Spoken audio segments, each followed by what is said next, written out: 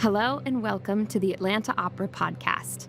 My name is Emma Grimsley, and I'm one of the assistant directors for the Atlanta Opera's production of Richard Wagner's Götterdämmerung, or The Twilight of the Gods. Here are 5 things you need to know about Götterdämmerung.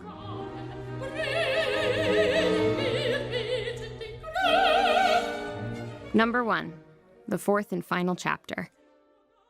All good things must come to an end, and for Wagner's Ring Cycle, Götterdämmerung is that end.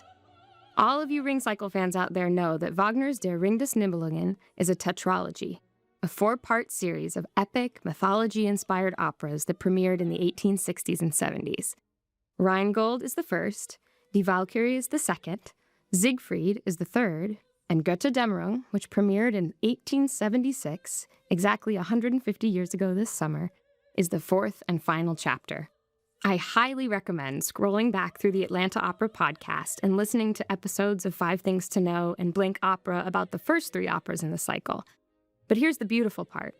Wagner wrote the operas of the Ring Cycle specifically so that you don't need to have seen the first 3 to dive right into Götterdämmerung.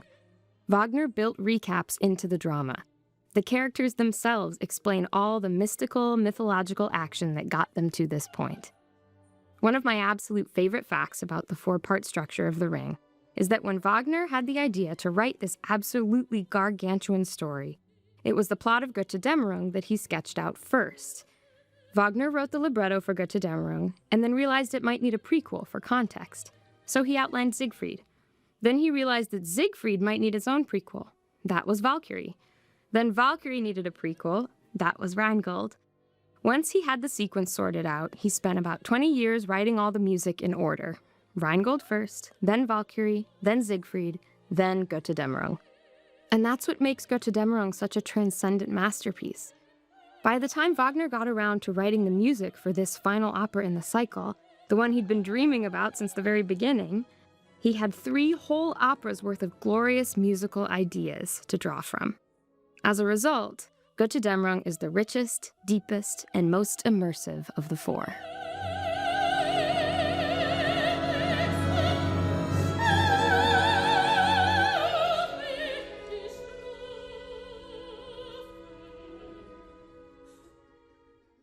Number 2, leitmotif.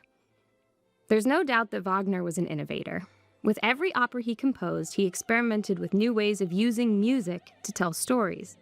There's a very intentional unity between music and drama in Wagner's works, which he engineered using leitmotifs. A leitmotif is a short musical idea that, using melody, harmony, and rhythm, represents an element of the story, like a symbol or a calling card that you can hear. If you think you can't name a leitmotif from Wagner's Ring, you're wrong. Possibly one of the most recognizable few notes in music comes from Die Walküre. Da-dun-da-dun-dun-dun, the Ride of the Valkyries.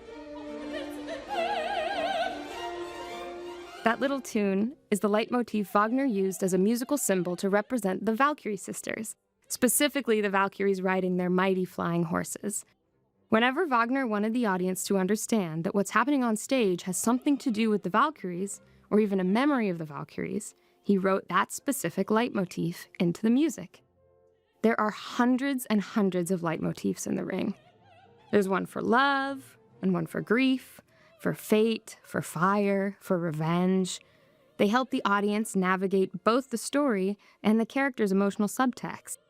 And in Götterdämmerung, you'll hear them all.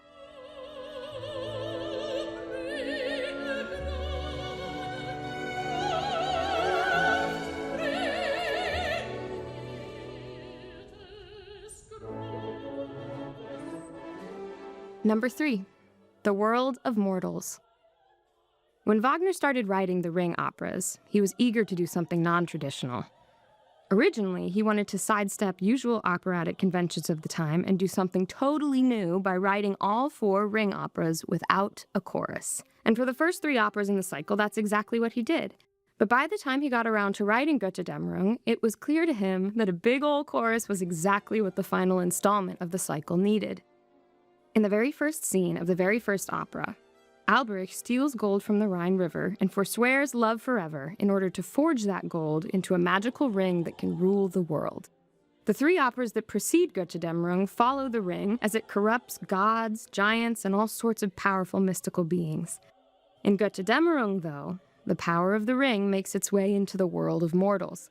The ring's power corrodes the people of the kingdom of Gibbich, ruled by Gunther and his sister Gutruna. Acts 2 and 3 utilize all the vocal might of the amazing Atlanta Opera Chorus as chaos shakes the court of the Gibbichung, and mortals navigate a world that's been warped by the greed and transgressions of the gods.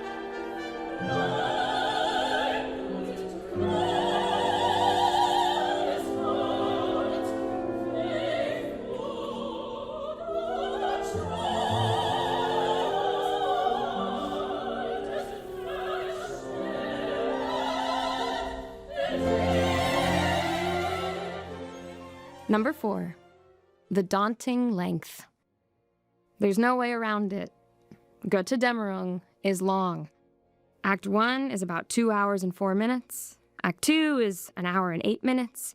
Act 3 is an hour and 22 minutes. Altogether, that's about 4 hours and 34 minutes. One of the longest operas in operatic history. But call me crazy, Götterdämmerung's length is one of my favorite things about it. There's nothing worse than when your favorite show or movie franchise or book series tries to rush the ending. Think of it as Wagner writing one last amazing, extra-long episode for the season finale. If you're feeling daunted by the length, you're not alone. But don't worry. The 2 intermissions give you plenty of time to sip fancy drinks in the lobby and catch your breath. At 3 of the performances, there's even time to grab dinner at the theater between Acts 1 and 2. Plus, you've gotta hang in there for the end. I can't think of anything more musically worth it than the final minutes of this very, very, very long opera.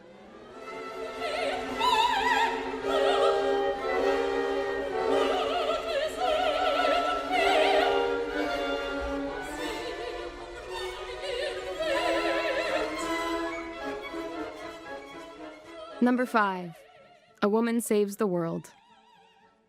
It's always worth it to confront the complicated legacies of historic works of art. And Wagner's legacy is messy. Wagner was a genius, but he was also a deeply flawed individual. Wagner's body of work is brilliant yet morally complicated, and it's been utilized for dark nationalistic purposes in the century and a half since it was written. Our contemporary perspective grants us crucial context for Wagner's work. That means looking back and contending with the bad. But it also means acknowledging the things about Wagner that put him light years ahead of his time in a good way. Take Brünnhilde, for example. At the center of Götterdämmerung is the Valkyrie Brünnhilde. She's a warrior, a sage, and an all-around powerhouse. Despite the deeply misogynist social constructs of the Victorian era in which Wagner was writing, he gave us a leading lady who is one of the strongest, most dynamic, and most deeply heroic characters in all of opera. She's the wisest person in the room. She's no helpless damsel in distress. And not to give away the ending, but in the face of heartbreak and grief, confronted with the ways in which the men in her life have time and again let her and all of humanity down, she does what nobody else is able to do and ends up saving the whole entire world.